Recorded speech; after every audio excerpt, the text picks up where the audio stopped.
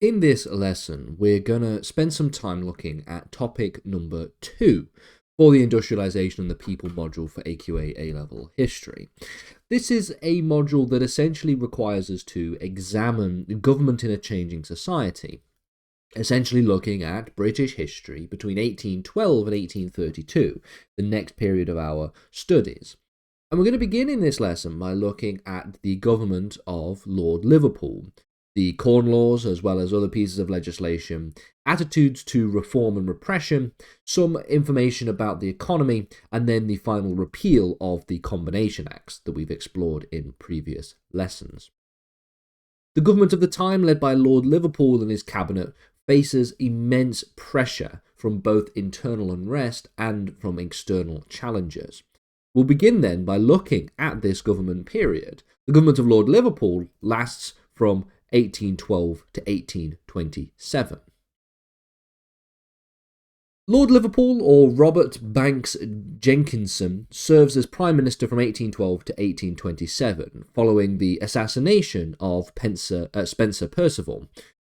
Lord Liverpool headed a predominantly Tory government during his time, which was conservative and resistant to radical political change. His leadership spanned the period of quite significant turmoil, as Britain faced ongoing economic difficulties as the result of the Napoleonic Wars, as well as widespread social unrest and demands for further political reform.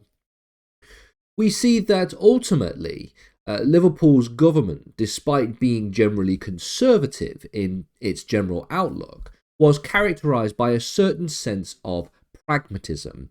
Though the cabinet was largely made up of traditional Tories and conservative minds, Liverpool's government did make concessions in certain areas, particularly when we think of the period after 1820, when pressures for reform and unrest reached its peak. And this gives us greater insight into the political philosophy of Lord Liverpool. Him and his cabinet members were committed to essentially trying to preserve the status quo, which is of course a status quo that was characterized by power of the aristocracy, the landed elite, and the monarchy. But it could also be noted that Liverpool was seen as more moderate than some of his contemporaries, and he occasionally supported limited reforms that would stabilize the political system without jeopardizing the monarchy or the role of the aristocracy. And despite the emerging calls for reform, Liverpool's government responded to radical movements and the demands for democracy, not necessarily with open arms, if you will, but with more repression and caution, hoping to maintain control without risking the social order. One of the most significant pieces of legislation, then, during this period of time were the Corn Laws. The Corn Laws were a set of laws that were passed in 1815 by Lord Liverpool's government, and they aimed to protect British landowners and farmers from foreign competition by imposing tariffs on imported grain. The main purpose was to keep the price of grain high, which would in turn protect agricultural profits in Britain. The Corn Laws were therefore designed to keep domestic grain prices artificially high by limiting the import of cheaper foreign grain, particularly from places like the United States and the Russian Empire, where grain was being produced at a much cheaper rate. They were highly controversial and had significant economic and social consequences. While they may have benefited the wealthy landowners and the farmers, they would disproportionately harm the urban poor, who were facing rising food prices. Of course, by keeping the prices of agricultural products, of grains and corns, particularly high, that benefits the people who are farming those particular grains, and it benefits the people who are the landowners, who are able to benefit from taking rents from these people.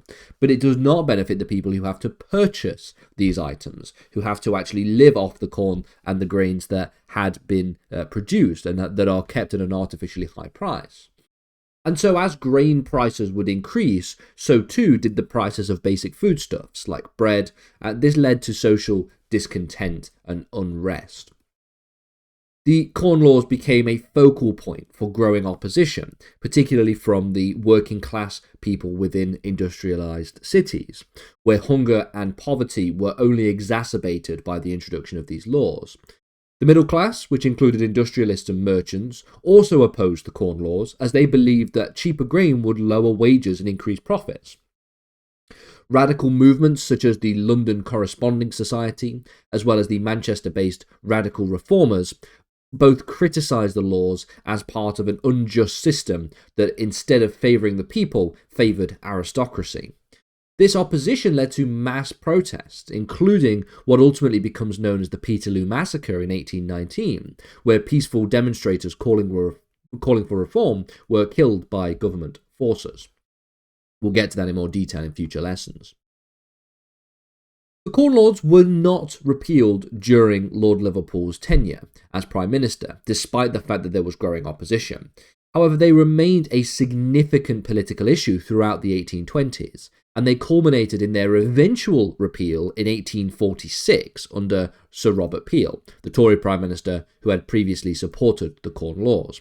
So slightly after the period of time that we're exploring here, but just to give an extra bit of context to the impact of the Corn Laws, they eventually get repealed in 1846. What about other pieces of key legislation? Well, we know already about the repeal of the Combination Acts. The Combination Acts were originally passed in 1799 and 1800, and their aim were to essentially prevent workers from organising and striking. These acts banned trade unions and collective bargaining among industrial workers, and they aimed to suppress the labour unrest, particularly during the turbulent years of the French Revolutionary Wars and the early Napoleonic Wars. By 1824, however, after the Napoleonic Wars had ended, and as the economic situation began to stabilise, the pressure to repeal the Combination Acts began to grow. Industrialisation had led to the emergence of an organised working class, and workers increasingly demanded that they have the right to form unions to protect their best interests. Under pressure from both moderate reformers and workers' movements, Lord Liverpool's successor, George Canning, who had become Foreign Secretary, introduced the repeal of the Combination Acts in 1824. The repeal allowed for the formation of trade unions, but they were still nevertheless highly regulated and made strikes legal in most cases, but it was still necessarily an important step towards workers' rights. In 1819, in response to the Peterloo Massacre, we see that the government passes the 6 Acts in an effort to suppress radical reform movement and public unrest. These laws were designed to limit public assembly, to curb the freedom of the press, as well as to suppress radical organisations. And the 6 Acts were highly repressive and included measures such as the Seditious Meetings Acts, which prohibited public meetings of more than 50 people.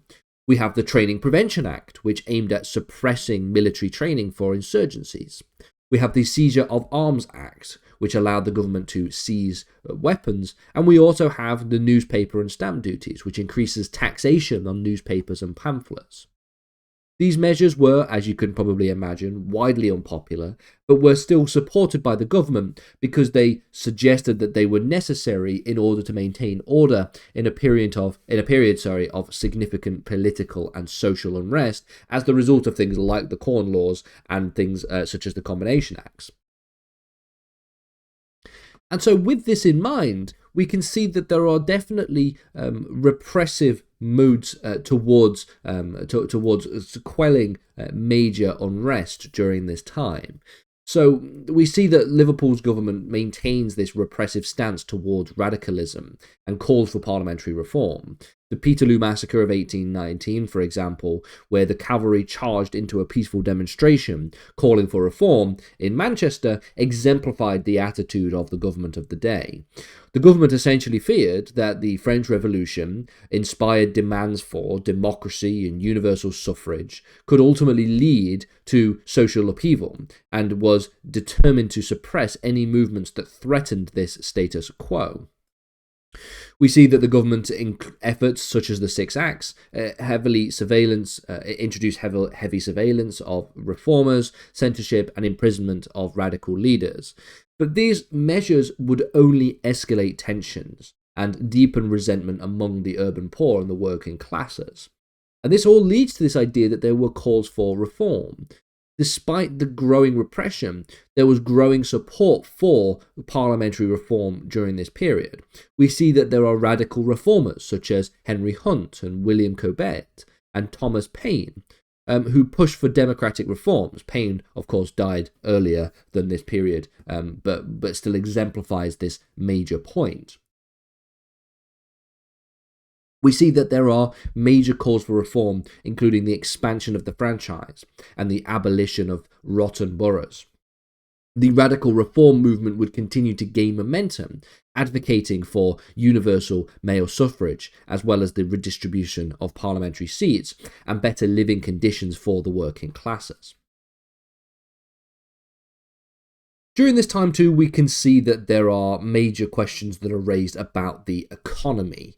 After the end of the Napoleonic Wars, we see a post-war economic adjustment. Britain had to essentially adjust to a peacetime economy. While the war economy had bolstered industries like arms production, shipbuilding, and textiles, the post-war Britain faced several economic difficulties. These included unemployment, which was quite high, especially among soldiers returning from war. The economy was in a state of recession, and the agricultural sector began to struggle with low crop yields, leading to food shortages and higher prices. While the Industrial Revolution continued at pace during this period, it was still uneven, with some regions, particularly the north, growing rapidly due to the textile industry, with others remaining quite agrarian and economically stagnant. Unemployment and poverty became central and significant issues, particularly in the urban areas where industrial growth had created a growing working class. Wages were low and working conditions were often very harsh. The urban poor faced overcrowding, malnutrition, and poor sanitation. This growing industrialisation of Britain during the 1820s and early 1830s then led to the expanding of the middle class. We know from the previous videos that a middle class that was composed of industrialists, merchants, and professionals demanded more political influence. And we see that this leads to an increasing tension between this growing middle class and the aristocratic landowning class, which had dominated Parliament. The industrial middle class would then feel underrepresented in the political system, which would lead to further calls for political change.